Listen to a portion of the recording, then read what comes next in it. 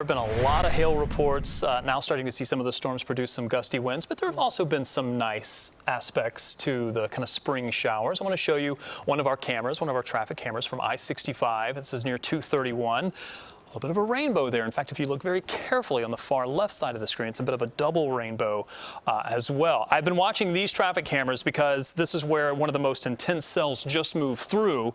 And as you see some of our larger camera banks, you will definitely see that some locations are dealing with heavier rain than others. Let's go here to near Crown Point. You can see how dark the skies are for the most part.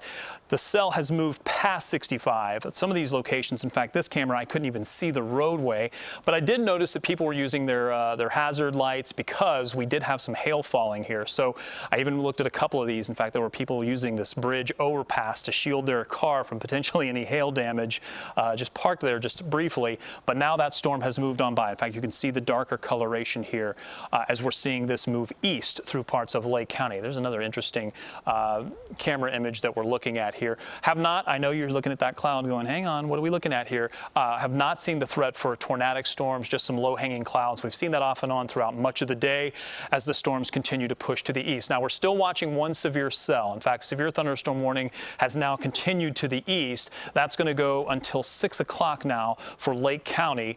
Hail still the biggest concern, but there may be some gusty winds here as well as that continues to move to the east. Again, this is the area that we were looking at right along 65 that I was showing you that camera.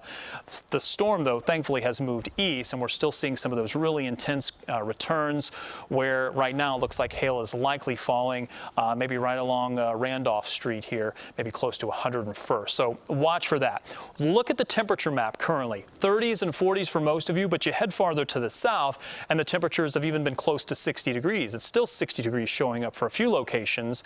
That's where the storms have been riding. They've been riding right along this boundary. That has been feeding the storms, allowing them to get a little bit of rotation. Not rotation at the surface that would lead to tornadoes, but rotation that's been supporting the hail threat from these storms.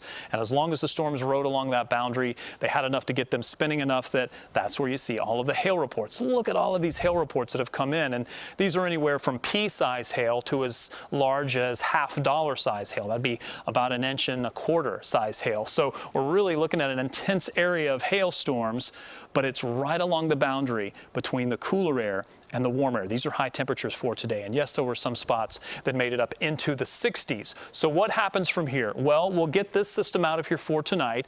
We will cool the temperatures down into the low 30s, maybe even some upper 20s. And we'll expect to go back into the 40s for tomorrow. Unfortunately, despite the sunshine, a little bit of a northeast wind may keep our temperatures cooler for at least another day. So right around 30 for tonight. We'll wrap up any of these showers early. We'll go into the 40s for tomorrow with some sunshine the second half of the day. And then we'll take those temperatures and slowly start to warm them up as the week wears on. So near 50 by Wednesday, 53 for Thursday, 57 for Friday, and then another drop in the temperatures. And this time of year for spring, I'm always concerned about that drop in the temperatures where we have another chance for some stronger storms on Friday. Temperatures will be up into the 50s, but farther to the south, it could be just a little bit warmer. That is your best chance for rain on Friday. As we head into the weekend, things are looking a little bit better as the temperatures are starting to feel a little bit more spring-like. Good news. Okay, Rob, thank you. Yeah.